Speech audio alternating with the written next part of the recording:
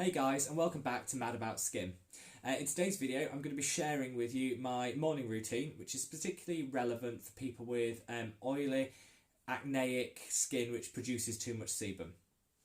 So about my skin type, I've always had oily skin ever from teenage years right the way where I suffered quite badly with acne, right the way through to my 20s where things did start to calm down, but again it was just that persistent breakouts, the clogged pores, the enlarged pores, the shininess across the T-zone by the middle of the day. That's a lot of that is genetic. I've changed how I eat, the amount of water I drink, things like that do make a difference, but ultimately it is genetic in your own composition, your skin composition. So here I'm going to talk a bit about how I address it, tackle the few issues that I've got, and just share with you sort of expectations for what each product will be able to deliver. So in terms of my skin, I currently particularly greasy around the T-zone, this area here, and a little bit on the chin.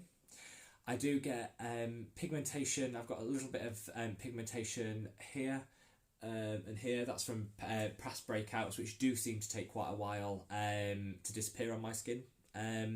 I do suffer with a little bit of redness here and here. My skin isn't that sensitive though. It is reasonably tolerant of most products. So again, if you've got quite sensitive skin, you may want to tailor this the products in this tutorial to accommodate that. I'm pretty resilient, and so I can use most of the products. So first of all, the first thing you might surprise you in a morning routine is I don't cleanse. I feel that for my skin type, and for a lot of people which have oily and acneic skin, cleansing in the evening, if you do a full double cleanse in the evening, you're taking off all that day's dirt, grease, sebum, any makeup that you might have on. In the morning, all you've done is sleep overnight. You've let the skin recharge, it's built up its natural barrier function. I think the last thing you want to do is then wash all that off again, risk dryness, before you start the day. I don't think there's a need for it. So what I usually start with is I use half a cotton swab, and I use the Ordinary's glycolic acid 7% toning solution. So I just saturate the cotton swab there, and then all I do is run that right the way across my face. Make sure you miss the eye contour, because even though my skin is reasonably resilient, it will flare up if you touch the eye. It's the most sensitive part of the skin, so just avoid that area completely, and that includes the eyelids as well. Sometimes I see people swiping over the eyelids. The skin is too thin and gentle, delicate for you to need to do that. So gently swipe it over the skin. Avoid excess rubbing. The only place I would rub is just on the nose, just to make sure you're getting any extra. If you know you're particularly greasy in an area, wipe that over. And again, people feel that they haven't the product haven't worked successful if the cotton swab isn't absolutely filthy once they've used it. Mine isn't. The little bit of product, the little bit of discoloration on there, will just be dead skin that I built up over the night. Maybe a little bit of a little bit of grease, a few particles. Mainly that's just product that I've had on from the previous night in my skincare routine. So once that's done, I usually give it a chance to dry. With this product, you do get a light stinging. It's not an unpleasant sensation, but it can be a little bit tingly. If it ever becomes a AHA glycolic acid based product, will stop working with the application of water. So if you do find it a bit stingy or a little bit too reactive, just splash your face with cold water, and that'll stop any reaction happening. So once that's soaked in and is soft to the touch, now I should have said before I do all of this, wash your hands thoroughly. I'm a great believer in using your fingers to apply product. I think product works better when it's warmed up. It's slightly more elastic in its composition, so use your fingers, but thoroughly cleanse your hands before starting this process. I then move in with the Ordinary niacinamide and zinc solution. Now, it's a serum, it's quite a thick serum.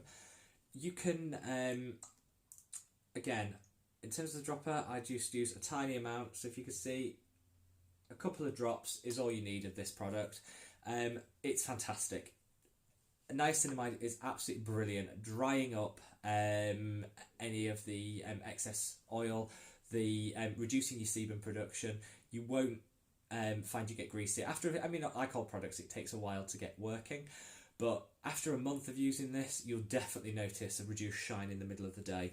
So I just rub it on my fingers. Again, missing the eye contour, take your product onto your neck. The reason I didn't use the glycolic acid peel on my neck is because my neck is probably one of the more sensitive areas of my skin. I used a retinol last night on it, so I'm not going to be using it. I choose not to use the toner, the acid toner on it this morning. I stipple it in, it dries quite quickly, and it dries to nothing, does this product. It's a great product.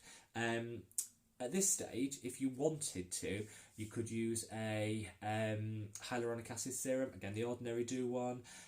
All the one the celebrities use is the Dr. Barbara Sturm one, which I would tell you to avoid. It's a great product, but you don't need to pay hundreds of dollars for something that you can get from the Ordinary, practically the same product, for $6 or $7. But any hyaluronic acid you can use now. I don't use one because I do find I get enough hydration from the rest of my products. If you do want to use a hyaluronic acid to add a humectant to your routine, it absorbs water from the atmosphere of the skin and plumps up the skin, then by all means you'd add it at this stage, but I don't find it's necessary for my skin type. Before I go on with any other products, I use a caffeine solution just to get rid of any puffiness that I might have around the eye. This one's by The Ordinary. I spoke about this in my Ordinary video, which I'll link below. Really, really good product, but you need the tiniest amount. So I'll show you on the palm of my hand, tiny amount. Again, with your ring finger. Now the product actually spreads.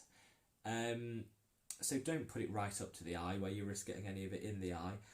It will spread upwards and it will sink into the skin and move. There's no need to, I see people putting it right up to the eyelid. No, there's no need for that. Just put that on and let that settle in. You'll see that'll dry quite quickly, and it does dry. So look, yeah, it does dry to a slightly film-like consistency, so it doesn't disappear totally into the skin like the niacinamide will. But that's good because it does tighten and it does help just reduce any of the discoloration that you might have under your eyes. Once that's drying in, and then just quickly apply my Skin Defence by This Works. It's fantastic. This is a fantastic British company. They are available across the world now, but This Works is a fantastic company. I use their Skin Defence, which is a mineral-based sunscreen and moisturiser. It's quite a light moisturiser, so I think if you want a very occlusive moisturiser, or if you've got particularly dry skin, I don't think this will be for you. But it doesn't clog your pores, it's non-comedogenic, so it won't be creating any breakouts, and it's just a really nice way of getting your sun protection in. It's factor 30, which is the minimum, so this is actually a reasonably new bottle. I put 4 pumps. They say we never, as consumers, we never use enough sunscreen. We like to go sparing with it, and I'm sometimes guilty of that because I'm worried about the white cast that it might leave. At the end of the day, it's the amount that's recommended on the product is there for a reason. So just keep rubbing, work it really in. And again, the fingers will help with this. I've seen people apply sunscreen with a brush. The fingers will help warm up the product, help it sink in, help you make sure that you've got all of the areas. Again, onto the neck, not forgetting the ears, and make sure it's fully covered. It's got a very light summery scent, this. Obviously it's winter here in the UK at the moment, so it does feel a bit weird to be applying a summery scent, but it's not too heavy. I'd rather all products weren't scented, but if you like that little bit of scent in your skincare, this is a really good one. Then finally, I'll go in with the Ordinary Natural Moisturising Factors with Hyaluronic Acid. Again, I spoke about this actually in my Ordinary video. It's a fantastic, all-round, easy moisturiser. Sometimes, if it was the peak of summer here in the UK and was really hot, I might give this step amiss because I might find it too heavy on my skin, and this is enough. It's very light, but it is a nice moisturiser. But I do like to lock everything in by putting a little bit of this. Now this will go on, if you want, up in your hands first, and then just follow on with that product.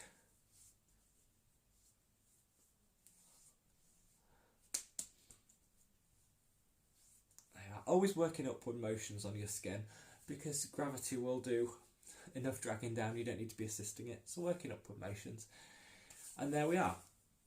That's it. I think I see these skincare routines online, the 18-step skincare routine, the 13-step skincare routine. You don't need that many steps in your skincare routine. You need to target what you need to target. So for me, it's excess block pores and excess oil production in the skin. The niacinamide solution will help with the excess oil. The glycolic acid toner will help with the luminosity in the skin and removing any of the dead skin cells and supporting with the clogged pores.